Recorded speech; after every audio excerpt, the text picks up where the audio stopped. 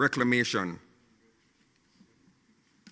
was triggered in 2024 by the Prime Minister's declaration that the government will seek to purchase or acquire the island of Balliceaux.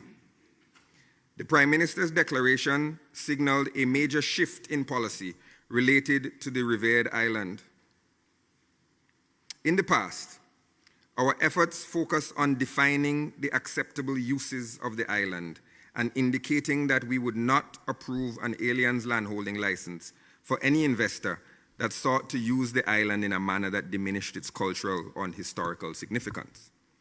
By indicating an intent to buy the island ourselves, the Prime Minister effectively moved from defense to offense in our ongoing engagement with the purported owners. We all know that after the murder of national hero Joseph Chatoyer, 5,000 Garifuna were exiled to Balliceaux, where 2,412 of them died over 5 brutal months of disease and starvation. The colonially orchestrated genocide concluded with the forced removal of the surviving Garifuna to the island of Roatan off Honduras on another voyage of death and dislocation. The blood of those 2,412 Garifuna victims still stains the soil of Balliceaux today, and their bones litter the landscape of what is essentially a mass grave. Their remains were never properly buried or respectfully treated in accordance with indigenous traditions.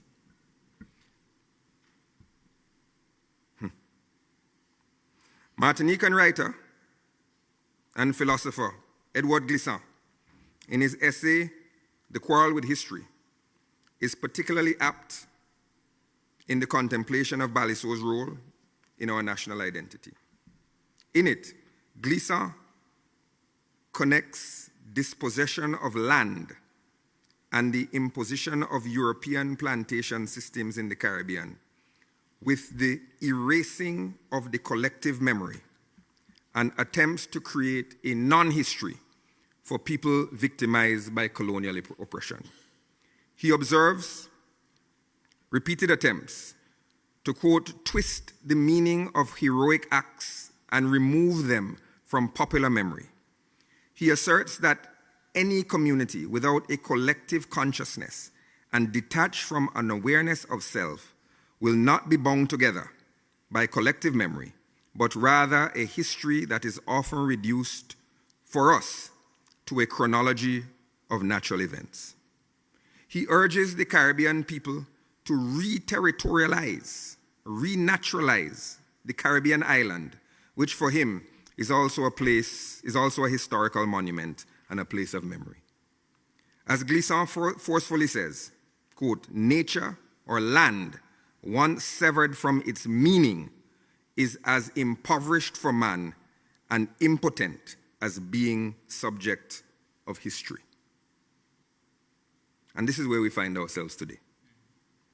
With the heroism and genocide of the Garifuna increasingly reduced to a sterile chronology of dates, and the mass grave of the Garifuna victims repeatedly peddled as a potential playground for rich foreign investors, our ability to collectively feel our history on a visceral level and as a shared and unifying experience is hindered now, as it was then, by the colonial instinct to value real estate above Vincentian lives, heritage, history, and patrimony. No more. Whether by negotiated settlement or by acquisition, the island of Balliceaux will return to the Vincentian people in 2025.